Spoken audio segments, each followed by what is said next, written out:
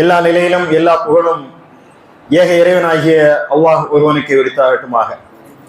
அவனது பேரன்பும் பெரும் கருணையும் அண்ணலம் பெருமானார் நபிகள் நாயகம் ஸல்லல்லாஹு அலைஹி வஸல்லம் அவர்கள் மீதும் அவருடைய கிளைகள் குடும்பத்தினர் அவர்களை பின்பற்றி வாழ்ந்து கொண்டிருக்கின்ற, குறிப்பாக 1000 மாதங்களை விட சிறந்த இரவான லைலத்துல் கத்ரை அடைந்துவிட வேண்டும் என்ற பெரும் ஆர்வத்துடன் இங்கே குழுமியிருக்கின்ற நம் அனைவர் மீதும் நின்று நிலவட்டுமாக என்ற பிரார்த்தனையுடன் ஆரம்பம் செய்கின்றேன். மஸ்ஜித் அல் மஹ்மூதியா சார்பாக இந்த 27ஆம் நாளை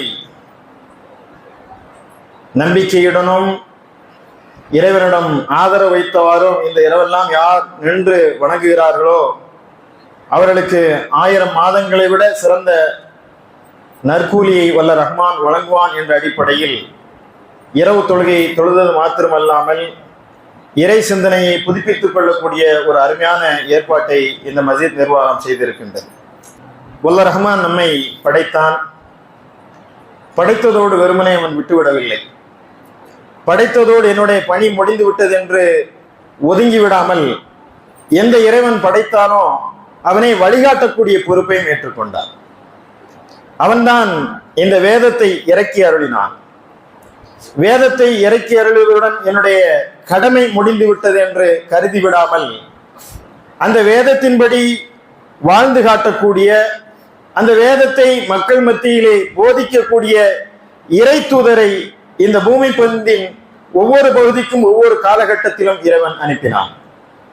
முதல் மனிதரே முதல் தூதர் ஆதம் அலைஹிஸ்ஸலாம் அவர்களுக்கே வழிகாட்டுதல் தேவை இருக்கிறது என்ற அடிப்படையிலே முதல் மனிதரே முதல் தூதர் என்ற அடிப்படையிலே ஆதம் அலைஹிஸ்ஸலாம் அவர்களில் தொடங்கி இறுதி தூதர் முஹம்மது நபி ஸல்லல்லாஹு அலைஹி வஸல்லம் அவர்கள் வரைக்குமாக 1,00,000க்கும் அதிகமான தூதர்களை இந்த உலகம் முழுவதும் பரப்பி இறைவன் தன்னுடைய செய்தியை மக்கள் மத்தியிலே எடுத்து வைத்தான்.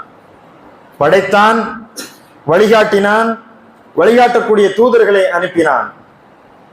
அது மாத்திரமல்ல, அந்த தூதர்கள் அப்படியான ஒரு சமுதாயத்தை உருவாக்கி காட்டினார்கள்.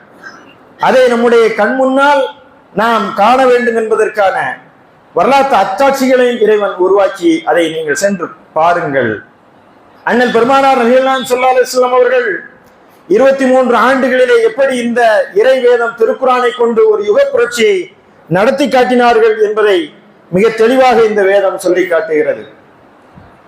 நம்முடைய வாழ்க்கையை இந்த மதீனாவை நோக்கியும் மக்காவை நோக்கியும் திருப்பினால் குரான் எப்படிப்பட்ட ஒரு சமுதாயத்தை உருவாக்கியது என்பதை நாம் விளங்கிக் கொள்ள முடியும்.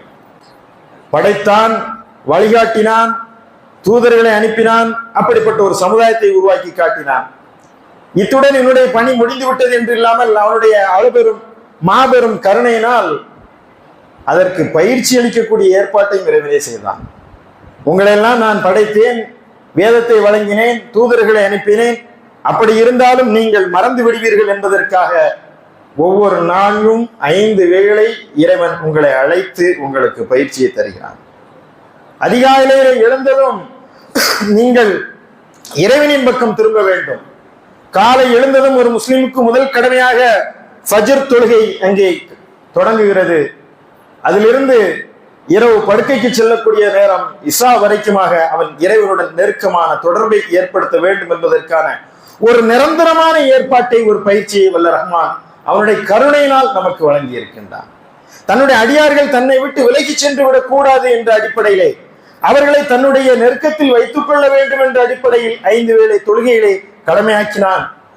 மாத்திரமல்ல, மனிதன் பலகீனமானவன், மறதியாளன். எனவே இவனுக்கு இந்த பயிற்சியை தாண்டிய ஒரு பயிற்சியை இறைவன் வழங்க வேண்டும் என்ற அடிப்படையிலே ஆண்டிற்கு ஒரு மாதம் ரமலானை தேர்ந்தெடுத்து அந்த ரமலானிலே 30 நாட்களை நீங்கள் நோன்பு நோக்க வேண்டும் என்ற அந்த மகத்தான பயிற்சியை இறைவன் வழங்குகிறான். இந்த பயிற்சியை இறைவனே நேரடியாக வழங்குகிறான். இந்த பயிற்சிக்கான எக்ஸாமினேசர், கண்காணிப்பாளர் யார் என்று சொன்னால் ரகீப், இறைவனை கண்காணிக்கின்றான். இதற்கான கூலி கொடுக்கக்கூடியவன் இறைவன் தான். நானே கூலி கொடுக்கின்றேன். அவன்தான் விசாரணை செய்யக்கூடியவன், அவன்தான் இறுதி தீர்ப்பு நாளின் அதிபதி, அவன்தான் நமக்கு கூலி தரக்கூடியவனாக இருக்கின்றான். எனவே இறைவனுடைய இந்த பரந்த ஏற்பாட்டை பாருங்கள். நமக்கு ஆண்டுதோறும் 30 நாட்கள் இந்த பயிற்சியை அளிக்கிறார் என்று சொன்னால் எதற்காக? பட்டினி கிடப்பதற்காகவா? நிச்சயமாக பசித்திருப்பதற்கான பயிற்சி அல்ல. நாம் எப்போதும் வழிபாடுகளை நாம் அதிகம் பேசிக்கொண்டே இருக்கின்றோம், நோக்கங்களை மறந்து விடுகிறோம். தொழுகையை குறித்து எப்படி தொழ வேண்டும் என்பதை சொல்லி தந்து கொண்டே இருக்கிறோம். எப்படி தக்பீர் கட்ட வேண்டும், எப்படி ருக்கு செய்ய வேண்டும், ருக்குவில் என்ன ஓத வேண்டும், சுஜூதில் என்ன ஓத வேண்டும், எப்படி எப்படி எப்படி என்பதற்கான விளக்கத்தை நாம் சொல்லித் தருகிறோம். தொழுகை சாஃபி, தொழுகை ஹனஃபி, தொழுகைக்கான ஏராளமான பயான்கள் எப்படி என்பதற்கான விளக்கங்களை நாம் சொல்லி தந்து கொண்டே இருக்கிறோம். நோன்பு நோற்பது எப்படி, சகர் எப்படி செய்ய வேண்டும், என்ன துவா ஓத வேண்டும், எப்படி எப்படி என்பதற்கு நோன்பை குறித்து நாம் பேசிக்கொண்டே இருக்கோம். ஹஜ் செய்வது எப்படி, இஹ்ராம் எப்படி கட்ட வேண்டும், அங்கே என்ன துவா ஓத வேண்டும் என்பதை குறித்து எப்படி என்பதற்கான வகுப்புகளை நடத்தி கொண்டே இருக்கிறோம். ஆனால் ஏன் தொழுகை, எதற்காக தொழுகிறாய், எதற்காக நோன்பு வைக்கின்றாய், எதற்காக ஹஜ் செய்கின்றாய் என்ற கேள்விக்கு விடை நமக்கு தெரியவில்லை. திருமறை குர்ஆன் எப்படி தொழ வேண்டும் என்பதை சொல்லித் தரவில்லை. திருமறை குர்ஆன் எப்படி நோன்பு வைக்க வேண்டும் என்பதை சொல்லித் தரவில்லை. திருமறை குர்ஆன் எப்படி ஹஜ் செய்ய வேண்டும் என்பதை சொல்லித் தரவில்லை. ஆனால் ஏன் தொழ வேண்டும், ஏன் நோன்பு நோக்க வேண்டும், ஏன் ஹஜ் செய்ய வேண்டும், ஏன் என்பதற்கு விளக்கம் தருகிறது. யா அய்யுஹல்லதீன ஆமனு குதிப அலைக்குமுஸ் ஸியாம் கமா குதிப அலல்லதீன மின் கப்லிக்கும் லஅல்லக்கும் தத்தகூன். நீங்கள் ஏன் நோன்பு நோக்க வேண்டும் தெரியுமா? அதை தெரிந்து கொண்டு நீங்கள் நோன்பு நோக்க வேண்டும். இறை நம்பிக்கையாளர்களை, உங்களுக்கு முன்னிருந்த சமுதாயத்தின் மீது நோன்பு கடமையாக்கப்பட்டதை போல உங்கள் மீதும் நோன்பு கடமையாக்கப்பட்டிருக்கிறது. ஏன் தெரியுமா? லஅல்லக்கும் தத்தகூன், நீங்கள் எல்லாம் இறை அச்சமுடையவர்களாக மாறிவிட வேண்டும் என்பதற்காக. அல்லாஹ்வை பயந்து வாழக்கூடியவர்களாக நீங்கள் வாழ வேண்டும், நேர்மையாளர்களாக நீங்கள் வாழ வேண்டும், உண்மையாளர்களாக நீங்கள் வாழ வேண்டும், வாய்மையாளர்களாக வாழ வேண்டும் என்பதற்கான இந்த பயிற்சிக்காகத்தான் இந்த ரமலான். நாம் எத்தனை ஆண்டு காலம் நோன்பு வைக்கிறோம்? இந்த ஆண்டா புதுசா நோன்பு வைக்கிறோம்? இல்லை. கடந்த வருடம் நோன்பு வைத்தோம், அதற்கு முந்தைய ஆண்டு நோன்பு வைத்தோம், அதற்கு முன்பு நோன்பு வைத்தோம். 10 ஆண்டுகள், 20 ஆண்டுகள், 30 ஆண்டுகள், 40 ஆண்டுகள், 50 வருஷம் நோன்பு வைக்கிறோம், 60 வருஷம் நோன்பு வைக்கிறோம். இறையச்சமுடையவர்களா மாறிவிட்டோமா? நாம் தக்குவாதாரிகளா ஆகிவிட்டோமா? நேர்மையாளர்களாக மாறிவிட்டோமா என்றால் இல்லை என்று சொன்னால் கோளாறு நோன்பிடமா நம்மிடமா என்று நாம் கேட்க வேண்டும். எனவே இறைவன் பயந்து, இறைவனை அஞ்சி வாழக்கூடியவர்களாக நாம் இருக்க வேண்டும். இந்த நோக்கத்தை புரியாததனால் வயிறு காய்ந்திருக்கிறது, மாற்றங்கள் நிகழவில்லை. இந்த நோன்பு வெறும் நன்மைக்காக மட்டுமே அருளப்பட்ட ஒரு பயிற்சி அல்ல, ஒரு கடமை அல்ல. இந்த நோன்பு நோப்பதனால் நன்மைதான். ஆனால் நோன்பின் நன்மைகளை குறித்து பேசிக் கொண்டிருக்கின்றோம். நன்மைகளுக்கான மாதம் மட்டுமல்ல, மாற்றத்திற்கான மாதம் இது. குர்ஆனை ஓதினால் நன்மை, ஆனால் குர்ஆன் நன்மைக்கான மட்டுமே அருளப்பட்ட வேதம் அல்ல, மாற்றத்திற்கான வேதம். இது மாற்றத்திற்கான வேதம், மாற்றத்திற்கான மாதம். எனவே நாம் மாற வேண்டும். இந்த குர்ஆனை கொண்டு இந்த நோன்பு நோற்பதன் மூலமாக நாம் பொய் பேசுவதில் இருந்து மாற வேண்டும், புறம் பேசுவதில் இருந்து மாற வேண்டும், தீய பழக்கங்களை விட்டுவிட வேண்டும். இந்த ரமலானோடு என்னுடைய கெட்ட பழக்கங்களை நான் ஒழித்து நேர்மையாளனாக, வாய்மையாளனாக, உண்மையாளனாக, சத்தியமானாக நான் மாற வேண்டும் என்ற அந்த மாற்றம் உங்களிடம் நிகழ்ந்தால் மட்டும்தான் இந்த பசித்திருத்தலுக்கான உண்மையான அர்த்தத்தை நாம் விளங்கிக் கொள்ள முடியும், தேடிக்கொள்ள முடியும். அண்ணல் பெருமானார் நபிகள் நாயகம் ஸல்லல்லாஹு அலைஹி வஸல்லம் அவர்கள் சொன்னார்கள், யார் பொய்யான பேச்சையும் பொய்யான நடவடிக்கையும் விட்டுவிடவில்லையோ அவர் உண்ணுவதையும் பருவதையும் விட்டு விடுவதில் அல்லாஹ்விற்கு எந்த தேவையுமே இல்லை. எதுக்குப்பா பொய், புறம், கோடு, லஞ்சம், வட்டி, வரதட்சணை? நீங்கள்லாம் ஏன் நோன்பு இருக்க வேண்டும்? உங்கள் நோம்பினால் என்ன பயன் இருக்க போகிறது? ஒரு பயனும் இல்லை. இந்த நோம்பினால் நீங்கள் இறைவனை ஏமாற்றி விடலாம் என்று நினைத்துக் கொண்டிருக்கின்றீர்களா? இந்த நோன்பு வைத்தால் நேரடியாக நமக்கு சொர்க்கம் கிடைத்துவிடும், எல்லா பாவங்களையும் இறைவன் மன்னிப்பார் என்பது உண்மைதான். ஆனால் அந்த மாற்றத்தை இந்த உலகிலே நாம் வாழ்ந்து காட்ட வேண்டும். ஆனால் இதை விளங்கிக் கொண்டால்தான், இந்த உண்மையை புரிந்து கொண்டால்தான், இந்த பயிற்சியை நாம் இந்த நோக்கத்தில் இருந்து புரிந்து கொண்டால்தான் நம்முடைய மாற்றங்கள் நிகழும். ஏன் ஹஜ் செய்கின்றோம்? ஹஜ்ஜுக்கான நோக்கமும் இறையச்சம் தான். நீங்கள் அறுக்கின்ற பிராணியுடைய ரத்தமோ இறைச்சியோ இறைவனை சென்று சேர்வதில்லை. உங்களுடைய இறையச்சம் தான் இறைவனிடம் சென்று சேர்கிறது. நீங்கள் வைக்கின்ற இந்த நோன்பு, எதற்காக தொழுகின்றீர்கள்? நீங்கள் தொழுகின்ற இந்த தொழுகை எதற்கு? உங்களை மானக்கேடான செயலிலிருந்து பாதுகாத்து இறை அச்சம் உள்ளவர்களாக உங்களை மாற்ற வேண்டும். எனவே இறை அச்சம் உள்ள மனிதர்களை, இறை அச்சம் உள்ள ஒரு சமுதாயத்தை உருவாக்க வேண்டும் என்பதற்காகத்தான் இந்த கடமை. இந்த இறை அச்சத்தை நம்மிடம் ஏற்படுத்தவில்லை என்று சொன்னால், மாற்றங்களை நிகழ்த்தவில்லை என்று சொன்னால், வெறுமனை பசித்திருந்ததை தவிர வேறு எந்த ஒரு பயனும் இல்லை. வெறுமனை பசித்திருக்கின்றோம் என்று அர்த்தம். எனவே அன்பிற்கின சகோதரர்களே, சகோதரிகளே, நம்முடைய நோன்பு வீணாகிவிடக் கூடாது என்றால் இந்த நேரத்தில் நாம் உறுதி எடுக்க வேண்டும். இந்த ரமலானோடு என்னுடைய வாழ்க்கையிலே நாம் மாறிவிட வேண்டும் என்பதற்காக. எனவே வழிபாடுகளை குறித்து நாம் பேசுகிறோம், நோக்கத்தை குறித்து பேசுவதில்லை. அந்த நோக்கத்திற்காகத்தான் இந்த வழிபாடு. அந்த வழிபாடை செய்வதற்காகத்தான் சட்ட திட்டங்கள். ஆனால் சட்ட திட்டங்களை, மஸ்லக்களை வைத்துக் கொண்டு இந்த சமுதாயத்திலே வாத விவாதங்கள் நடந்து கொண்டே இருக்கிறதே தவிர இந்த நோக்கத்தை குறித்து யாரும் பேசுவதில்லை. இந்த நோக்கத்தை புரிந்து கொண்டால், இந்த உண்மையை விளங்கி கொண்டால், இந்த ரமலானுக்கு வரக்கூடிய இந்த பெரும் கூட்டம், ரமலான் முடிந்தது எங்கே செல்கிறது? இங்கே இருக்கக்கூடிய சகோதர சகோதரிகளே, பலர் நீங்கள் உங்களுக்குள்ளே நீங்கள் கேட்டுக்கொள்ளுங்கள். எப்படிப்பட்ட முஸ்லீமாக நாம் இருக்கின்றோம் என்பதை நீங்கள் உங்களுக்குள்ளே கேட்டுக்கொள்ளுங்கள். எத்தனை வகை முஸ்லிம்கள் இருக்கிறார்கள்? சீசன் முஸ்லிம்கள், குற்றால சீசன் வர்ற மாதிரி இந்த ரமலான் சீசன்ல முஸ்லீம் ஆயிடும். சீசன் முஸ்லிம் அந்த ரமலான்ல முஸ்லீமா இருப்பார். ரமலானில் 5 வேளை தொழுவார். உண்மைதான், ரொம்ப மகிழ்ச்சியாக இருக்கிறது. ரமலான் முடிந்ததும் அவர் பள்ளிக்கும் அவருக்கும் தொடர்பு இருக்காது. அவர் அடுத்த ஆண்டுதான் வருவார். இவர் யார்? ரமலானை வழங்கக்கூடியவர். ரமலானிலே மட்டும் இறைவனை திருப்திப்படுத்தி விடலாம் என்று நம்பக்கூடியவர். இவருக்கு ஆண்டுக்கு ஒரு முறைதான் தொழுகை கடமை. இப்படிப்பட்ட முஸ்லிம்கள் இந்த ரமலானுடைய நோக்கத்தை விளங்காதவர்கள். இன்னும் சில முஸ்லிம்கள் இருக்கிறார்கள், வாராந்திர முஸ்லிம்கள். முதலில் நான் சொன்னது வருடாந்திர முஸ்லிம்கள், ஆண்டுக்கு ஒரு முஸ்லிம். இன்னொன்னு வாராந்திர முஸ்லிம், ஜும்மாவுக்கு வந்துடுவார், வார வாரம் ஜும்மாவுக்கு வந்து விடுவார், அடுத்த தொழுகைக்கு வர மாட்டார். 5 வேளை கடமை இல்லை அவருக்கு. வாரத்துக்கு ஒரு ஜும்மா தொழுதா போதும் நான் ஒரு முஸ்லீம் என்று நினைத்துக் கொண்டிருக்கூடிய வாராந்திர முஸ்லிம்கள் இருக்கிறார்கள். இன்னும் சில முஸ்லிம்கள் இருக்கிறார்கள், அவர்களுக்கு 4 வேளை தொழுகை, ஃபஜ்ர் கிடையாது. ஃபஜ்ரை கலா பண்ணிக்கலாம்.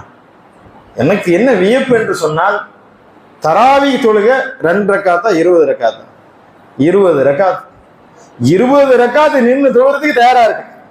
20 ரக்காத்துக்கு நான் ரெடி. சுன்னத்து தொழாட்டானும் அது ஒன்றும் தப்பெல்லாம் கிடையாது. தொழணும், நன்மை. குர்ஆன் இறங்கி ஏற்பட்ட மாதம் தொழுகிறோம். அல்ல நாளைக்கு ஏன் தராவி தொழலாம் கேட்க மாட்டான், ஃபஜ்ர் தொழலாம் தான் கேட்பான். ஏன் ஃபஜ்ர் தொழணும்? என்னப்பா இது? 20 ரக்காத் தொழுறதுக்கு ரெடி ஆகிடுற, 2 ரக்காத்துக்கு வரமாட்டேங்கிற, நீ யாருப்பா நீ?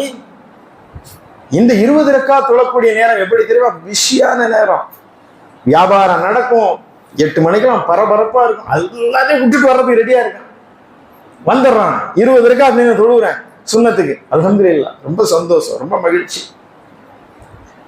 ஆனால் ஃபஜ்ருக்கு வாங்க, ஏன் ஃபஜ்ருக்கு வரவில்லை என்று சொன்னால், அல்லாஹ் நாளைக்கு கேட்கிறான், ஏன்பா நீ ஃபஜ்ர் தொழல என்ற கேள்வி கேட்டால் என்ன பதிலை சொல்ல முடியும்? அதிகபட்சம் என்ன பதில் சொல்லுவான்? ஃபஜ்ர் ஏன் தொழல, காரணம் சொல்லப்பா. ஒரே ஒரு பதில் தான், தூங்கிட்டான். அவ்வளவுதான். அல்லாஹ் முக்கியமா, தூக்கம் முக்கியமா? ஆனால் நம்முடைய பதில் என்ன சொல்லும்? அல்லாஹ் தான் முக்கியம் என்று சொல்லுவோம். ஆனால் செயலில் அல்லாஹ் முக்கியம் கிடையாது, நீ எனக்கு என் தூக்கம் தான் முக்கியம். அஸ்ஸலாத்து கைரும் மினன் நௌம், தூக்கத்தை விட தொழுகை மேலானது என்ற அழைப்பை இங்க இருக்கக்கூடிய முஅத்தின்கள் அழைக்கின்றார்கள். நாம பதில் என்ன சொல்ற தெரியுமா? அட போப்பா, எனக்கு தூக்கம் தான் முக்கியம், தொழுகை முக்கியம் அல்ல. இந்த சரியத்துக்கு இன்றைக்கு ஒரு இடர் நேருகிறது. இந்த சரியத்தை நாங்கள் பாதுகாப்போம், இந்த சரியத்திற்காக நாங்கள் உயிரையும் கொடுப்போம். இன்றைக்கு ஒரு கூட்டத்தை கூட்டினா திருச்சியில் மாபெரும் மக்கள் திரளை கூட்ட முடியும் சரியத்தை பாதுகாப்பு. சரியத்துல நீங்களும் ஒண்ணு பாதுகாக்க வேண்டாம். சரியத்தை பாதுகாக்கக்கூடிய பொறுப்பு நமக்கு இல்லை. எவன் படைத்தானோ அவனே பாதுகாப்பான். பாதுகாக்கக்கூடிய பொறுப்பு இறைவனிடம் இருக்கிறது. ஆனால் சரியத்தை நடைமுறைப்படுத்த வேண்டிய பொறுப்பு நமக்கு இருக்கிறது. நீ ஒன்றும் பாதுகாக்கிறதுக்கெல்லாம் போக வேண்டாம். முதல்ல ஃபஜ்ர் தொழுகைக்கு வாங்கப்பா. ஆர்ப்பாட்டத்துக்கு வர்றவங்க எல்லாம் கேளுங்க, ஃபஜ்ர் தொழாதவன் நாளைக்கு ஆர்ப்பாட்டத்துக்கு வராதுன்னு சொல்லுங்க. எத்தனை பேர் வர்றான்னு பார்ப்போம். அப்ப எதற்காக இது? அப்ப இறைவன் கட்டளையிடுகிறான், இது கடமை. ஒவ்வொரு முஸ்லிமான ஆண் மீதும் பெண் மீதும் இந்த தொழுகை கடமை என்று இறைவன் சொல்கிறார். 5 வேளை தொழுகை. இவன் சொல்கிறான், இல்லை, எனக்கு தூக்கம்தான் முக்கியம், இறைவன் முக்கியம் இல்லை. அல்லாஹ்வுடைய தூதருக்காக நாங்கள் உயிரை கொடுப்போம். உயிருக்கு மேலானவர்கள் முஹம்மது நபி ஸல்லல்லாஹு அலைஹி வஸல்லம் அவர்கள். நீங்கள் பொய் சொல்கின்றீர்கள். உங்கள் தூக்கத்திற்கு மேலானவர்களாக நீங்கள் முஹம்மது ஸல்லல்லாஹு அலைஹி வஸல்லம் அவர்களை வைக்க முடியுமா? தூக்கம் முக்கியமா, ரசூல் முக்கியமா? ரசூல் முக்கியம் கிடையாது, எனக்கு தூக்கம் தான் எனக்கு முக்கியம். நடைமுறை. நீங்கள் உள்ளத்தை நீங்கள் தொட்டு நீங்கள் பாருங்கள். என் தூக்கம் முக்கியம். அல்லாஹ்வாவது, ரசூலாவது, சொர்க்கமாவது, நரகமாவது, இது இறைவன் நம்மை நாளை விசாரிப்பான் என்ற அந்த நம்பிக்கையில் ஏற்பட்ட கோளாறு. இறைவன் அப்படி கண்டும் காணாமல் விட்டு விடுவான் நம்மை. நம்மளெல்லாம் எங்க எழுப்பி கேட்க போறான் ஃபஜ்ர் தொழல என்ற அந்த அஜாக்கிரதை. அப்படி என்று சொன்னால், இந்த தொழுகைக்கு யாரெல்லாம் தொடர்ந்து வர வேண்டும் என்று உறுதி இருக்கிறார்களோ, எப்படி நாங்கள் 20 ரகாத்துக்கு வர ரெடி ஆயிட்டோம், 2 ரகாத்துக்கு வரமாட்டோமா? நாங்க எந்த வேலையும் இல்லை, நான் தூக்கத்தை விட்டு வரப்போறேன், அவ்வளவு பெரிய தியாகம் எல்லாம் பண்ண போறது இல்லை. பத்ருக்கெல்லாம் கூப்பிடல பாய், ஃபஜ்ருக்கு கூப்பிடுறோம். பத்ருக்கு போனா உயிர் அந்த சண்டை களத்துக்கு போறது ரெடியா இருக்கான். இஸ்லாத்திற்காக உயிரை கொடுப்பதற்கு தயாராக இருக்கிறார்கள், இஸ்லாத்தின்படி வாழ்வதற்கு தயாராக இல்லை. வாழ்வதற்கு தயாராக இல்லை. செத்து போவது எளிது, அது அல்ல மார்க்கம். இஸ்லாத்தின்படி வாழ்வதற்கு. எனவே இந்த இறையச்சத்துடைய நோக்கம். எனவேதான் இறைவன் சொல்கிறான், ஊதுகுலு ஃபீ ஸில்மி காஃபா. நீங்கள் முஸ்லிம்களே முஸ்லிம்களாக விடுகிறீர்கள். யாரை சொல்லலாம்? இறை நிராகரிப்பாளர்களை பார்த்து சொல்லலாம், நீங்க முஸ்லீம் ஆயிரும். முஸ்லிம்களே நீங்கள் முஸ்லீம் ஆயிடுங்கள். எனவே நாம் எந்த முஸ்லீமாக இருக்கிறோம் என்பதை நீங்கள் உங்கள் உள்ளத்தை தொட்டு இந்த புனிதமான இரவிலே நீங்கள் மனசாட்சியுடன் நீங்கள் பேசுங்கள். நீங்கள் வருடாந்திர முஸ்லீமாக இருந்தால் தயவு செய்து உங்களை மாற்றிக்கொள்ளுங்கள். நீங்கள் வாராந்திர முஸ்லீம்களாக இருந்தால் உங்களை மாற்றிக்கொள்ளுங்கள். நீங்கள் 4 வேளை தொழுகை கூடியவர்களாக இருந்தால் 5 வேளைக்கு நீங்கள் உறுதியாக இன்றைக்கு ஒரு எண்ணம் வையுங்கள். இந்த ரமலான் என்னை மாற்றிவிட வேண்டும். ஃபஜ்ருக்கு இந்த பள்ளிவாசல் எப்படி இன்றைக்கு தராவிக்கு பள்ளி நிறைந்திருக்கிறதோ, அதே போல ஃபஜ்ருக்கு நிறைந்திருக்கக்கூடிய அந்த காலம்தான் இஸ்லாமிய எழுச்சியினுடைய ஒரு காலமாக இருக்கும். எனவே இந்த இறை மார்க்கத்தை அதனுடைய முழு வடிவிலே புரிந்து கொள்ள வேண்டும். அடுத்து இந்த தொழுகை மட்டுமல்ல, இன்னும் சிலர் இருக்கிறார்கள். அது எப்படிப்பட்ட முஸ்லிம்கள் என்று நாம் நம்மை விளங்கிக் கொள்ள வேண்டும். தொழுவான், 5 வேளை கரெக்டா வந்துடுவார், பள்ளிவாசல்ல இருப்பார், எல்லாம் செய்வார். ஆனால் 1 பைசா வாங்க முடியாது, ஜக்காத் கொடுக்க மாட்டார். நான் தொழுவேன், என் வேலை உண்டு, நான் உண்டு, என் கடை உண்டு, வீடு உண்டு, நான் என்ன கொண்டு நான் நல்லா இருக்கேன் பாய். இதுவல்ல மார்க்கம், இதுவல்ல ஒரு உண்மையான முஸ்லிம்களா. யா அய்யுஹல்லதீன ஆமனூ உத்குலூ ஃபீ ஸில்மி காஃபா. இறை நம்பிக்கையாளர்களை நீங்கள் இஸ்லாத்தில் முழுமையாக நீங்கள் நுழைந்து விடுங்கள். அப்படி என்று சொன்னால் ஜக்காத் கொடுப்பதற்கான விளக்கத்தை இந்த சமுதாயம் இன்னும் பெறவில்லை. எவ்வளவு பெர்சன்டேஜ் கொடுக்கணும்? தொழுகைக்கான சட்டத்திட்டங்கள் கேட்கிறோம்ல, எப்படி தொழணும், தக்பீர் கட்டலாமா, இது கூடுமா கூடாதா, ஓய்வில்லைன்னா தயமை செய்யலாமா, தயமை செய்யறது எப்படி என்பதை கேட்கின்றோம் அல்லவா. ஆனால் ஜக்காத்தை குறித்தான கேள்விகள் எதற்கு இருக்கிறது என்றால், கொடுக்க கூடாதுங்கிறதுக்காகவே கேட்பான். 2-3 அசரத்தை கேட்கறது. யார் நமக்கு வருஷத்துக்கு ஒரு சொன்னா போதும், அந்த அசரத் நல்ல அசரத்தா இருப்பார். ஆனால் இந்த செல்வத்தை இறைவனின் பாதையில் வாரி வழங்குவதற்காக, இந்த ஜக்காத்தை அதனுடைய பொருளிலே விளங்கிக் கொள்வதற்காக, அதை புரிந்து கொள்வதற்காக, அந்த செல்வத்தை மனமோந்து கொடுப்பதற்காக. அல்ல தாமின் மிஸ்கின், அது அவனுடைய சொத்து. 2.5 விழுக்காடு என்பது ஏழையினுடைய சொத்து, அது உன்னுடைய சொத்து அல்ல. இறைவன் உங்களுக்கு தந்து அதை வழங்கி நீங்கள் அவர்களுக்கு கொடுங்கள் என்று கட்டளையிடுகின்றான். எனவே அந்த ஜக்காத்தை கணக்கிட்டு கொடுப்பதற்கு யாரும் தயாராக இல்லை. எப்படி கணக்கிட்டு கொடுக்கணும்? விவசாய நிலத்திற்கு என்ன ஜக்காத்து, வாடகை வீட்டுக்கு என்ன ஜக்காத்து இருக்கிறதா, அல்லது வாடகை விடப்பட்ட வீட்டுக்கு, சொந்த வீட்டுக்கு என்ன, எவ்வளவு இருந்தா கொடுக்கலாம்? இது மாதிரியான கேள்விகளை கேட்டாலே தெரியாது. கேள்விகளுக்கு பதில் தெரியாம எப்படி நீங்கள் ஜக்காத்தை கணக்கிட்டு கொடுப்பீர்கள்? எனவே அதை குறித்து ரொம்பவும் கவலை இல்லாமல் இருப்பது. தொழுகை நாங்க கரெக்டா இருக்கு சார், அது ஜக்காத்து பார்த்துக்கலாம். இன்னும் சில பேர் அதான் சொல்கின்றேன், பணத்தை கொடுப்பதற்கு தயாராக இருப்பார்கள். பள்ளிவாசல் கட்டி கொடுக்கணுமா, மினரா கட்டணுமா, எல்லாம் செய்யும், தொழுகைக்கு என்ன கூப்பிடாது. அப்படி ஒரு சிலர் இருக்கிறார்கள், இப்படி சிலர் இருக்கின்றார்கள். ஆக இதுவெல்லாம் நம்முடைய நடைமுறையிலே மாற்றங்களை ஏற்படுத்தி தர வேண்டும் என்பதற்காகத்தான் இறைவன் இந்த பயிற்சியை தருகிறான். உங்களுடைய வாழ்க்கையில் இந்த மாற்றங்கள் தெரிய வேண்டும். இந்த தொழுகையும், இந்த நோன்பும், இந்த ஹஜ்ஜும், இந்த ஜக்காத்தும் உங்களுடைய வாழ்க்கையை புரட்டி போட வேண்டும். உங்கள் வாழ்க்கையிலே மாற்றத்தை கொண்டு வர வேண்டும். எனவே நீங்கள் லஅல்லக்கும் தத்தக்கூன், நீங்கள் இறை அச்சமுள்ளவர்களாக நீங்கள் மாற வேண்டும் என்று சொல்லித் தருகின்ற இறைவன் அடுத்து மீண்டும் சொல்கிறான். இந்த ரமலான் மாதம் எப்படிப்பட்ட மாதம் தெரியுமா? ஷஹ்ரு ரமலான் அல்லதி உன்ஸில ஃபீஹில் குர்ஆன் ஹுதல் லின்னாஸ் வல் பையினாத்தி மினல் ஹுதா வல் ஃபுர்கான் ஃபமன் ஷஹித மின்கும் ஷஹர் ஃபல்யஸ்முஹ். ரமலான் மாதம் எத்தகையது என்றால், அந்த மாதத்தில் தான் மனிதர்களுக்கு முழுமையான வழிகாட்டியாகும், மேலும் நேர்வழியின் தெளிவான அறிவுரைகளை கொண்டதும் சத்தியத்தையும் அசத்தியத்தையும் பிரித்து காட்டக்கூடியதுமான திருக்குர்ஆன் இறக்கியருளப்பட்டது. எனவே இனி உங்களில் எவர் அந்த மாதத்தை அடைகிறாரோ அவர் நோன்பு நோக்க வேண்டும். எதற்காகப்பா நோன்பு நோக்கீங்க? திருக்குர்ஆன் இறக்கியருளப்பட்டது என்பதற்காக நான் நோன்பு நோக்கின்றேன். நல்லா சொல்றான். ஏன் இந்த நோன்பை கடமையாக்கிறோம் தெரியா? இந்த திருக்குர்ஆனை இறக்கியருள் இதற்காக. இறைவன் அந்த வசனத்திலே சொல்கின்றான், எதற்காக இந்த திருக்குர்ஆனை நாம் இறக்கி வைத்தோம் என்பதற்கான தெளிவான விளக்கத்தை சொல்கிறார். அது எப்படிப்பட்டது இருக்கிறது என்று சொன்னால், அந்த குர்ஆன் அது மினல் ஹுதா ஃபீஹில் குர்ஆன் ஹுதல் லின்னாஸ், மனிதர்களுக்கு நேர்வழி காட்டியான வேதம் இது. உலக மக்கள் அனைவருக்கும் நேர்வழியை தரக்கூடியதுதான் இந்த குர்ஆன், எல்லாருக்குமே நேர்வழியை காட்டக்கூடியது. வல் ஃபுர்கான், சத்தியத்தையும் அசத்தியத்தையும் பிரித்து காட்டக்கூடிய வேதம். அல் பயான், விளக்கத்தை, அறிவை, தெளிவை நமக்கு தருகின்ற வேதம். இப்படிப்பட்ட வேதத்தை இறக்கி அருளினேனே லஅல்லக்கும் தஷ்குரூன், நீங்கள் நன்றியுடையவர்களாக திகழ வேண்டும் என்பதற்காகத்தான் இந்த ரமலான் மாதத்தில் நீங்கள் நோன்பு வைக்க வேண்டும். குர்ஆன் இறக்கியருளப்பட்டதற்கும் நோன்புக்கு என்ன சம்பந்தம் என்று கேட்டால், எப்படி நன்றி செலுத்த வேண்டும்? நோன்பிருந்து ஏன் நன்றி செலுத்த வேண்டும் என்று சொன்னால், வழி தெரியாமல் நின்றோம், எது சத்தியம் எது அசத்தியம் என்று தெரியாமல் நின்றோம், எது உண்மை எது பொய் என்று தெரியாமல் இருந்தோம், அறியாமையில் மூழ்கி கிடந்தோம். அப்படிப்பட்ட நம்மை இந்த நேர்வழியில் இறைவன் கொண்டு வந்தானே, அந்த இறைவனுக்கு நீங்கள் நன்றி செலுத்த மாட்டீர்களா? யாராவது நாமெல்லாம் குர்ஆனை படிச்சு புரிஞ்சு அறிஞ்சு தெளிஞ்சுதான் இந்த களிமா சொன்னோமா? வாப்பா முஸ்லீமும் உம்மா முஸ்லீமும் நான் முஸ்லீம், வலிக்காமலே கிடைச்சிருச்சு. இந்த மார்க்கம் நம்மிடம் நான் தேர்ந்தெடுத்துக் கொண்டதில்லை, இறைவன் என்னை தேர்ந்தெடுத்துக் கொண்டான். அதற்காக நீங்கள் நன்றி செலுத்த மாட்டீர்களா? நான் இன்னும் இந்த மார்க்கத்தை தேர்ந்தெடுக்கல, அல்லாஹ் என்னை தேர்ந்தெடுத்தான்.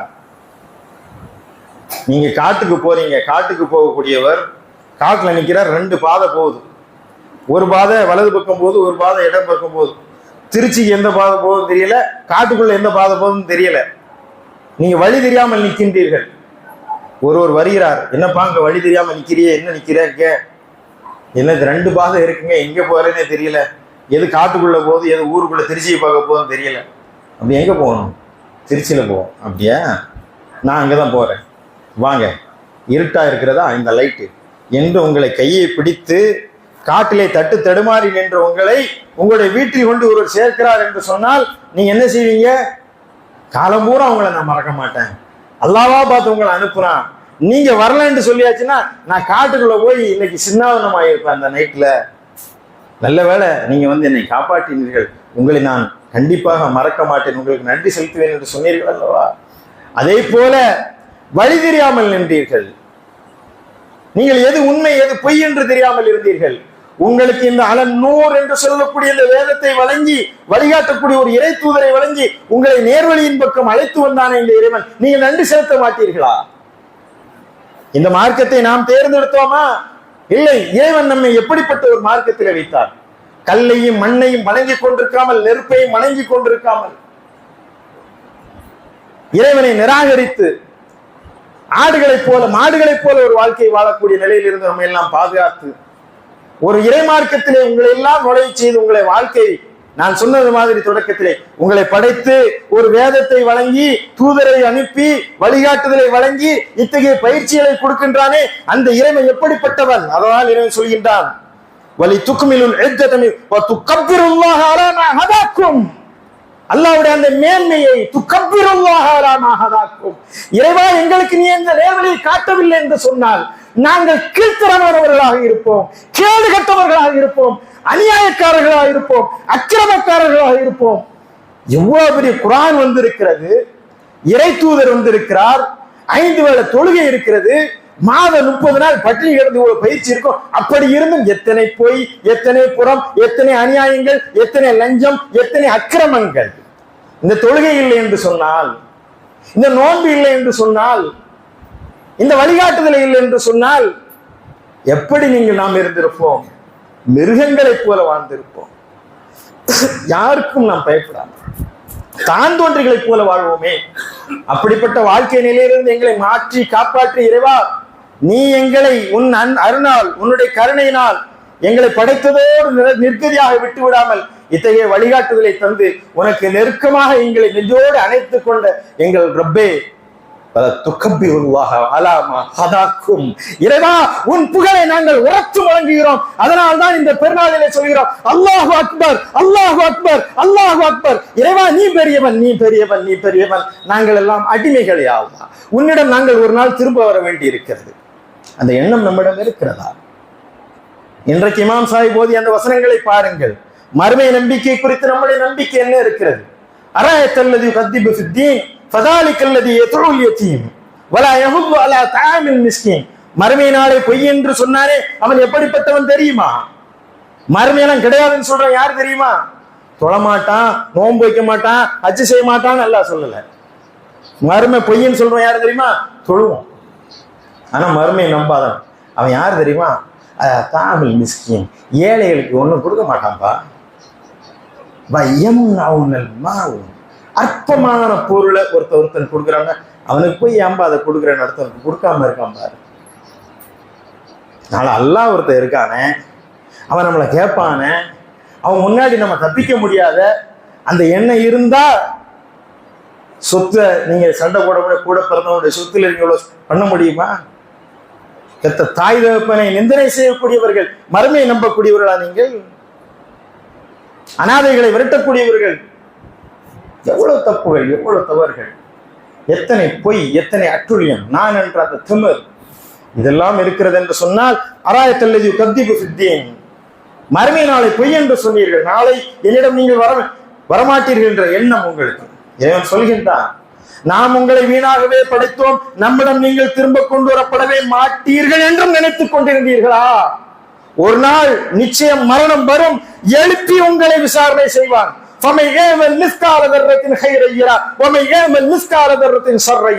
அணு அளவு நன்மை, அணு அளவு தீமைக்கு அங்கே அந்த விசாரணை மன்றத்திலே அந்த நேரத்தில் அவர்கள் தோள்கள் சாட்சி சொல்லும், அவர்கள் கண்கள் சாட்சி சொல்லும். இறைவா இந்த உலகத்திற்கு நீ திருப்பி அனுப்பு என்று கதறுவீர்களே, அப்போது உங்களுக்கு அந்த வாய்ப்புகள் வழங்கப்பட மாட்டாது. இதுக்காகத்தான் இந்த நோன்பு, இதுக்காகத்தான் இந்த தொழுகை. என் பக்கம் நீங்கள் வந்து விடுங்கள், உங்களுக்கு குறைந்த அவகாசம் வழங்கப்படுகிறது. அந்த அராயத்தல்லது கத்திபு ஃபித்தீன் என்று சொல்லக்கூடிய அந்த வசனத்திலே மிக முக்கியமான ஒரு வார்த்தை. நீங்க நினைக்கின்றீர்கள் நாங்கள் தொழுது கொண்டிருக்கிறோம், 5 வேளை கரெக்டா தொழுகிறோம், சொர்க்கத்துக்கு போயிடலாம் என்று நினைக்கின்றீர்கள். இந்த தொழுகையாளிகள் நாசமாகட்டும். இந்த தொழுகையாளிகள் என்னங்க தொழாதவன் நாசமானு சொல்றா? அதுல அர்த்தம் இருக்கிறது, இந்த தொழுகையாளிகள் எல்லாம் நாசமாகட்டும். ஊரை ஏற்க தொழுதவன், மற்றவர்களுக்கு காண்பிப்பதற்காக தொழுதவன், உள்ளத்துல ஒண்ணு இல்லப்பா.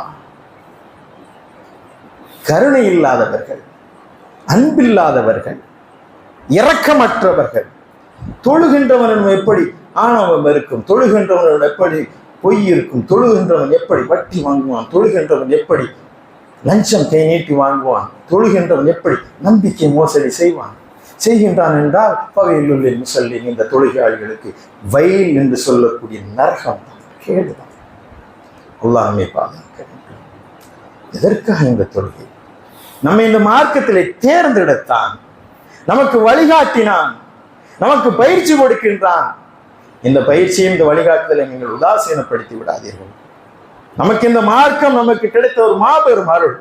இந்த குர்ஆனை நீங்கள் சிந்தித்து பாருங்கள், இந்த குர்ஆனை நீங்கள் ஆய்ந்து பாருங்கள், இந்த குர்ஆனை குறித்து நீங்கள் எண்ணி பாருங்கள். இந்த குர்ஆனை குறித்து எண்ணி பார்க்காத வரைக்கும் உங்களுடைய இதயங்கள் பூட்டு போடப்பட்டிருக்கின்றவா? அல்லாஹ் கேட்கிறான். இதயத்துல பூட்டு போட்டியப்பா குர்ஆனை குறித்து சிந்திக்க மாட்டீர்களா? எதற்காக இங்கே ஹத்தமுல் குர்ஆன் 30 நாள் எதற்காக குர்ஆனை ஓதினார்கள்? இது மந்திர புத்தகமா? இந்த குர்ஆன் மந்திர புத்தகம் அல்ல, மாற்றத்திற்கான புரட்சி ஏற்படுத்திய ஒரு புரட்சி வேதம். தமிழ்ல குர்ஆனை படிக்கணும். இந்த வசனங்கள் என்ன சொல்கின்றன? நமக்குத்தான் இந்த குர்ஆன் இறக்கி அருளப்பட்டிருக்கு, நம்மிடம்தான் பேசுகிறது. எனவே இந்த குர்ஆனோடு நெருங்கிய தொடர்பை நாம் ஏற்படுத்திக் கொள்ள வேண்டும். தினந்தோறும் குர்ஆனை நீங்கள் வாசிக்க வேண்டும். குர்ஆனை வாசித்தால் 2 மாற்றங்கள் உங்களிடம் வரும். அந்த 2 மாற்றங்களை நீங்க டெஸ்ட் பண்ணி பார்க்கலாம். இறைவனுடைய திருவசனங்கள் உங்கள் முன்னால் ஓதப்பட்டால் ஜாதத்துஹும் ஈமான், அவருடைய நம்பிக்கை அதிகரிக்கும். அல்லாஹ் அப்படின்னு சொல்லியாச்சுன்னா வஜிலத் குலூபுகும், அவருடைய உள்ளங்கள் நடுங்கிவிடும் அவருடைய உள்ளம். அல்லாஹ்க்கு பயந்துக்கா அப்படின்னா திடுக்கிட்டுவான். அல்லாஹ், ஆனா அல்லாஹ்ல எனக்கு தெரியும் போப்பா என்று சொன்னார். அப்போ இந்த குர்ஆனை நீங்கள் சிந்தித்து பாருங்கள், எண்ணி பாருங்கள், ஆய்ந்து பாருங்கள். இந்த குர்ஆனை குறித்து நீங்கள் தொடர்ந்து குர்ஆனை ஓத வேண்டும். இது ஓதப்பட வேண்டிய வேதம், ஓதணும். அதே நேரத்தில் என்ன ஓதுகிறோம் என்ற அந்த பொருளை நீங்கள் உணர வேண்டும். தமிழாக்கம் படிக்கிறது அவனுக்கு கஷ்டம் கிடையாது. இன்றைக்கு ஏராளமான தமிழ் அர்த்தங்கள் வந்து வீட்டில் உள்ள பிள்ளைகிட்ட கொடுத்து பேரம்பேத்திட்ட கொடுத்து நீங்கள் படிக்க சொல்லி கேளுங்க. படிக்க தெரியாதெல்லாம் ஏமாத்தாதீங்க. அப்படி படிக்கும்போது அந்த குழந்தை படிக்கும்போது உங்கள் கண்ணிலேருந்து கண்ணீர் வரணும். பெருமானார் நபிகள் நாயகம் ஸல்லல்லாஹு அலைஹி வஸல்லம் அவர்கள், இப்னு மஸ்ஊதே எனக்கு இந்த குர்ஆனை நீங்கள் ஓதி காட்டுவீங்கள் என்று சொல்கின்றார்கள். இப்னு மஸ்ஊத் சொல்கிறார், யா ரசூலல்லாஹ், நீங்களே குர்ஆனாக இருக்கின்றீர்களே, உங்களுக்கு தானே இந்த குர்ஆன் அருளப்பட்டிருக்கிறது, நீங்கள் என்னிடம் ஓத கேட்கின்றீர்களே. பெருமானார் அவர்கள் புன்னகைத்தவாறு சொன்னார்கள், இப்னு மஸ்ஊதே, இந்த குர்ஆனை ஓதுவதில் ஒரு சுகம், ஓத கேட்பதில் ஒரு சுகம் இல்லையா? அதே உங்களுடைய வார்த்தைகளினால் இப்னு மஸ்ஊதுடைய இனிய குரலில் நான் கேட்பதை நான் விரும்புகிறேன், ஓதுங்கள் இப்னு மஸ்ஊதே என்று சொல்கிறார். இப்னு மஸ்ஊத் ஓதுகிறார். ஓதிக்கொண்டிருந்த போது நபிகள் நாயகம் ஸல்லல்லாஹு அலைஹி வஸல்லம் அவர்கள் தேம்பி அழ ஆரம்பித்து விடுகிறார்கள். போதும் இப்னு மஸ்ஊதே, நிறுத்துங்கள் என்று சொல்கிறார். இப்னு மஸ்ஊத் பதறி விடுகிறார். சரியா தானே ஓதுறோம், ரசூலுல்லாஹ் தானே ஓத சொன்னாங்க, ஓதிக்கிட்டு இருக்கும்போது நிறுத்துங்கிறாங்களே. யார சொல்லலாம், நீங்கள் அழுகின்றீர்களே, நிறுத்த சொல்கின்றீர்களே, என்ன காரணம்? இப்னு மஸ்ஊதே, இந்த பொருளை தெரிந்தால் நீரும் நீ கண்ணீர் சிந்திருப்பீர். நாளை மறுமையிலே ஒவ்வொருவரும் அந்த நீதிமன்றத்தில் நிறுத்தப்பட்டு விசாரிக்கக்கூடிய இந்த நாளிலே அல்லாஹ் ரப்பல் ஆலமீன் என்னையும் அங்கே விசாரிப்பாரே, இந்த முஹம்மதை விசாரிப்பாரே. அந்த விசாரணை நீதிமன்றத்தில் நான் நிற்பதை நினைத்து அழுதேன் என்று சொன்னால் நாளை கேட்பான். சூரா மாயிதாவினுடைய அந்த இறுதி வசனங்களை எல்லாம் படித்து பாருங்கள். அந்த விசாரணை நீதிமன்ற இறைவன் சொல்கின்றான், நாளை விசாரணையிலே ஈசா அலைஹிஸ்ஸலாம் அவர்களை நான் நிறுத்துவேன். அல்லாஹ் சொல்றான், நிறுத்திவிட்டு டைரக்டா அந்த ஜட்ஜ்மெண்ட் கேட்பேன். யா ஈசா இப்னு மர்யம், மரியத்தின் குமாரர் ஈசாவே, அந்த குல்த லின்னாசி தஹீதுனி மின் தூனில்லாஹ் வ உம்மிஹி இலாஹி. மரியத்தின் குமாரர் ஈசாவே, உன்னை இறை தூதராக அனுப்பினா என்னை எங்க அம்மாவின் கடவுளா வணங்க நீ சொன்னியா என்று கேட்பான். ஈசா கால சுப்ஹானக்க, பதறிடுவாரு. யா அல்லாஹ், நான் அப்படி சொல்லல, நான் அப்படி சொல்லுவேனா? நான் சொன்னால் என் உள்ளத்தில் உள்ளதை நீ அறிவாய், உன் உள்ளத்தில் உள்ளதை நான் அறிய மாட்டேன் என்று சொல்லும் போது அந்த விசாரணை நபிமார்களை அந்த கூண்டை வச்சு விசாரிக்கிறேன்னா முஹம்மது நபி ஸல்லல்லாஹு அலைஹி வஸல்லம் அவர்கள் அழுகின்றார்கள். இப்னு மஸ்ஊதும் கேட்டு அழுகின்றார். இந்த குர்ஆனை ஓதும் போது அதனுடைய உணர்வுகள் அல்லாம படிக்க முடியாது. மறுமையினுடைய காட்சிகள், சொர்க்கத்தினுடைய அந்த விவரிப்புகள், நமக்கு இருக்கின்ற பெரும் நம்பிக்கை அதுதான். இந்த குர்ஆனை நீங்கள் தமிழில் ஓத வேண்டும், அதை பொருளை புரிந்து கொள்ள வேண்டும், அதை நடைமுறைப்படுத்த வேண்டும். இந்த வேதம் நடைமுறைப்படுத்துவதற்காக வந்த வேதம். இந்த வேதத்தை நாம் நடைமுறையில் கொண்டு வர வேண்டும். எனவே இந்த குர்ஆனை வெறும் ரசனையாக ஓதிட்டு போவது மட்டுமல்ல, அதை நடைமுறைப்படுத்த வேண்டும். குர்ஆனை என்னுடைய வாழ்க்கையில் கொண்டு வர வேண்டும். அடுத்து மிகப்பெரிய கடமை இருக்கிறது, இந்த குர்ஆனை கொண்டு மக்களை அழைக்க வேண்டும். எத்தனையோ மக்கள் இருக்கிறார்கள் இந்த இறை மார்க்கம் தெரியாமல், சகோதர சமுதாய சொந்தங்கள், அவர்களுக்கு இந்த குர்ஆனை நாம் கொண்டு கொடுக்க வேண்டும். அது எப்படிங்க முஸ்லீம் இல்லாதவங்களை கொண்டு குர்ஆன் கொடுக்கிறதா? வமா ஹுவ இல்லா ஸிக்ருல் லில் ஆலமீன். இது உலக மக்கள் அனைவருக்குமான வேதம். முஸ்லிம்களுக்குமான இறைவன் அல்ல. அல்லாஹ் ரப்புல் முஸ்லிமின் அல்ல, ரப்புல் ஆலமீன். அவன் உலக மக்கள் எல்லாருக்கும் அவன் தான் இறைவன். ரப்புல் ஆலமீன் என்று சொன்னால் திருக்குர்ஆனை குறித்து இறைவன் சொல்கின்றான், இது ஸிக்ருல் லில் ஆலமீன், இது உலக மக்கள் எல்லாம் வழிகாட்டி. தூதர் முஸ்லிம்களுக்கு வழிகாட்ட வந்தவரா நபிகள் நாயகம்? இல்லை. வமா அர்ஸல்னாக இல்லா ரஹ்மத்துல் லில் ஆலமீன், உலக மக்கள் அனைவருக்கும் அருட்கொடையாக வந்தவர்கள். அப்ப இந்த செய்தியை தூதர் வரமாட்டார்கள். இறுதி தூதருடைய பணி முடிந்து விடவில்லை, தூதருடைய வருகை முடிந்து விட்டது. அதற்கு பிறகு நம்முடைய தோள்களில் இருக்கிறது இந்த பணி. இது எல்லா மக்கள்கிட்டையும் கொண்டு சேர்க்க வேண்டிய பெரும் கடமை நம்மிடம் இருக்கிறது என்பதை மறந்து போய் அதை குறித்து சிந்தனை இல்லாத ஒரு சமுதாயம் இருக்கிறது என்றால் நாம் தான். எனவே பள்ளிவாசலுக்கு சகோதர சமுதாயத்தை சார்ந்த முஸ்லீம் அல்லாத நண்பர்கள் அழைங்க, இந்த குர்ஆனை படிச்சு பாருப்பா, நாளை நரகத்தில் போய் நீ விழுந்துடக்கூடாது, நீ இந்த குர்ஆனை சிந்திச்சு பாரு. சொல்வது நம்முடைய கடமை, கட்டாய மதமாற்றம் அல்ல. இந்த செய்திகளை அவர்களுக்கு சொல்ல வேண்டும். எனவே தான் இஃப்தார் நிகழ்ச்சி நடத்துகிறோம், ஈத் மிலன் நிகழ்ச்சி நடத்துகிறோம். விசிட் அவர் மாஸ்க், எங்கள் பள்ளிவாசலுக்கு வந்து பாருங்கள் என்று சில பகுதிகளில் நடத்துறாங்க. சகோதர சமுதாயத்தை சொந்தங்கள் உள்ளே வந்து பார்த்து விட்டு கண்ணீர் சிந்துகிறார்கள். எங்களை சில ஆலயங்களுக்குள்ளே நுழைவிட மாட்டார்கள், ஆனால் எங்களை பள்ளிவாசலுக்கு அழைக்கின்றீர்கள். இங்கே எந்த உருவமும் இல்லை, எந்த வரிசையுடைய விஐபிக்கான வரிசையும் இல்லை, எவ்வளவு சுத்தமாக இருக்கிறது. அவர்கள் கண்ணீர் விட்டது. ஆனால் அவர்கள் ஓதி பார்ப்பதற்காக வெளியே வாசல்ல நிறுத்தியிருக்கோம். வாசல்லே எத்தனை காலம் வச்சிருப்பார், உள்ள ஒரு தடவை வாப்பா என்ன நடக்குது என்று தெரிந்து கொள்ளலாம். எனவே சகோதர சமுதாய சொந்தங்களுக்கு இந்த மார்க்கத்தை நாம் தான் சொல்லணும். அவர்களுக்கு எப்படி இஸ்லாம் கிடைக்கும்? மலக்கு வருவாளா? மலக்கா வந்து இஸ்லாம் சொல்ல போற? நாம என்ன நன்மை செஞ்சு என்ன புண்ணியம் செஞ்சு நம்மளை இஸ்லாத்தை படைச்சு அவனை வந்து இறை நிராகரிப்பாளராக காஃபிரா படைச்சு அல்லாஹ் அவன் மேல என்ன கோவம், அவன் மேல என்ன பாசம்? உங்கள்ட்ட இந்த பொறுப்பை தந்து அவரிடம் சொல் என்று சொன்னால், அதை சொல்லவில்லை என்று சொன்னால் நீ அக்கிரமக்காரன். சத்தியத்தை தன்னிடம் வந்த பிறகு மறைத்து கொண்டிருந்தவரை போல அக்கிரமக்காரன் யாரும் இந்த உலகத்தில் இருக்கிறார்களா? என சகோதர சமுதாய சொந்தங்களே, எங்களுக்கு இறைவனிடமிருந்து ஒரு செய்தி வந்திருக்கிறது. இறை தூதர் வழங்கிய அந்த செய்தி எங்களிடம் இருக்கிறது. இதோ நீங்களும் படித்து பாருங்கள். இந்த குர்ஆனை நமக்குள்ளே வச்சு பத்திரமா பூட்டி யாரும் கைதொடாத இடத்துல வைப்பா. கைதொடாத இடத்துல வைக்கிறதுக்கு வந்த வேதமா இது? புரட்டி போட வந்த வேதம், புரட்சி வேதம். இந்த வேதம் தான் 23 ஆண்டு காலத்திலே அந்த மக்கமா நகரில் ஏற்படுத்திய வேதம். இந்த மாற்றத்தை நீங்கள் எல்லாம் பாருங்கள். மொடா குடியர்களாக இருந்தார்கள், அவர்களை ஒற்றை வரை வசனத்தினால் அந்த குடியை அன்றோடு ஒழித்தது. இன்றைக்கு மது குடியர்களே குடித்து விட்டு வீதியிலே கிடக்கின்றீர்களே, இதை குடியை ஒழிப்பதற்காக இங்கே இறைவன் வழங்குகின்ற ஒரு வேதம் தான். எப்படிப்பட்ட புனிதர்களாக இந்த வேதம் மாற்றுகிறது நீங்கள் பாருங்கள். செயற்சான்று வழங்க வேண்டும். இஸ்லாம்னா என்ன, முஸ்லீம்னா என்ன என்று சொன்ன அந்த குர்ஆனை கொடுக்கிறது, ஹதீஸத்தை கொடுக்கிறது, கொடுங்க. அது எல்லாவற்றையும் தாண்டி முஸ்லீம் என்றால் என்னை பார். நான் என்னைக்காவது பொய் சொல்லி இருக்கிறேனா? என்றைக்காவது நான் தப்பா நடந்திருக்கிறேனா? என்னை பார், நான் தான் இஸ்லாம் என்று சொல்லக்கூடிய நிலைமைக்கு நீங்கள் வர வேண்டும். எனவே அன்பிற்கினிய சகோதரர்களே, இந்த குர்ஆனுக்கு நீங்கள் செய்கின்ற நன்றி என்பது குர்ஆனை ஓதுங்கள், குர்ஆனை உணருங்கள், குர்ஆனை பின்பற்றுங்கள், குர்ஆனை கொண்டு நீங்கள் அழைப்பு பணி செய்ய வேண்டும். இறுதியாக இந்த இரவு 1000 மாதங்களை விட சிறந்த இரவு என்று இறைவன் சொல்லித் தருகின்றான். இந்த 1000 மாதங்களை விட இந்த சிறந்த இரவை அடைந்து விட்டால் நாங்கள் என்ன செய்ய வேண்டும்?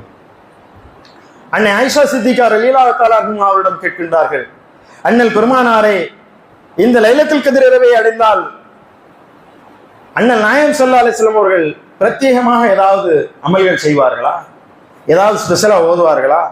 ஆம், ஓதுவார்கள். அல்லாஹும்ம இன்னக அஃபுவன் துஹிப்புல் அஃப்வ ஃபஅஃபு அன்னி. இறைவா, நீ மன்னிப்பதை விரும்புவன், மன்னிக்க கூடியவன், எங்கள் பாவங்களை மன்னித்து விடுவாயாக என்று அவர்கள் மீண்டும் மீண்டும் இந்த இரவை ஓதிக்கொண்டே இருப்பார்கள். எனவே நீங்கள் மன்றாட வேண்டும், கண்ணீர் சிந்த வேண்டும், தனிமையில் இருக்க வேண்டும் என்பதற்காகத்தான் இஅ்திகாஃப் இருப்பதற்கான ஏற்பாடுகள் இந்த 10 நாட்கள். 10 நாள் முடியல, ஒரு நாளாவது பள்ளியில் உட்கார்ந்து தனிமையில உட்கார்ந்து யோசிச்சு பாருங்க. நம்ம எங்கிருந்து வந்தோம், என்னத்தை கொண்டு வந்தோம், நமக்கு இப்படி பணம்லாம் எங்கிருந்து வந்தது? திடீர்னு ஒன்னா கீழே இறங்க பள்ளியாசல தொழுதுட்டு இருந்தாருப்பா, 27 பயான் கேட்டுட்டு இருந்தார், கீழே இறங்கினார், நெஞ்ச பிடிச்ச ஆஸ்பத்திரி போறதுக்குள்ள முடிஞ்சு போச்சு. காலைல 10 மணிக்கு ஜனாசா. என்ன வாழ்க்கை! இந்த வாழ்க்கைக்கு இத்தனை ஓட்டமா? நாளை மறுமைக்கு என்ன அவர்கள் சேமித்து வைத்திருக்கிறார் என்று எண்ணி பார்க்க வேண்டாமா? இதெல்லாம் உட்கார்ந்து யோசித்து இறைவனுக்கு நாம் நன்றி செலுத்த வேண்டும். கண்ணீர் சிந்தி இறைவனை மன்றாட வேண்டும். நம்முடைய பாவங்களுக்காக அல்லாஹ்விடம் அதிகம் பாவ மன்னிப்பு கேட்க வேண்டும். அதற்கு இந்த இரவை பாவ மன்னிப்புக்கான நாளாக நாம் பயன்படுத்த வேண்டும். உண்மையிலேயே மனம் திரிந்து நம்முடைய பாவங்களுக்காக இறைவனிடம் கண்ணீர் சிந்த வேண்டும். கண்ணீர் சிந்தவில்லை என்று சொன்னால் நம்மை போல கல் நெஞ்சிக்காரர்கள் யாரும் இல்லை. படைத்த இறைவனிடம் அன்றாடி கேட்க வேண்டும். அப்படி கேட்கும் போது கூட நமக்காக மட்டும் நாம் பிரார்த்தனை செய்யாமல் எல்லாருக்காகவும் துவா கேட்க வேண்டும். குறிப்பாக இந்த பலஸ்தீன மக்களுக்காக நீங்கள் துவா செய்ய வேண்டும். இஸ்ரேல் என்று சொல்லக்கூடிய ஒரு அதிகார திமிர் பிடித்த ஒரு நாடு பலஸ்தீனத்தை மிக கொடூரமாக தாக்கிக் கொண்டே இருக்கிறது. அக்டோபர் 7க்கு பிறகு நீண்ட காலம் இந்த தாக்குதல் நடந்தாலும் அக்டோபர் 7க்கு பிறகு அங்கே இருக்கக்கூடிய பச்சை குழந்தைகளை எல்லாம் கொன்றடிக்கின்றார்கள். நம் கண் முன்னால் இந்த கொடூரம் நடந்து கொண்டே இருக்கிறது. சின்ன சின்ன பிள்ளைகளை கொல்லக்கூடிய ஒரு அரக்க மனம் படைத்தார்கள். எதற்காக அவர்கள் கொள்கிறார்கள் என்று சொன்னால் அவர்கள் இந்த கலிமாவை ஏற்றுக்கொண்டார்கள் என்ற ஒரே காரணத்திற்காக. ஒன்றல்ல இரண்டல்ல 20,000 25,000 குழந்தைகளை கொன்றடித்து ஒரு தலைமுறையே அழித்து விட வேண்டும் என்று சொல்லி உலக நாடுகள் எல்லாம் கேட்கின்றன. இஸ்ரேல் இல்லை, நாங்கள் அப்படித்தான் சொல்லுவோம், அப்படித்தான் செய்வோம் என்ற திமிர். ஐநா மன்றம் கேட்கிறது, எப்படியாவது நீங்கள் இந்த போரை கைவிட்டு விடுங்கள் என்று. இல்லை, நாங்கள் அப்படித்தான் செய்வோம் என்று.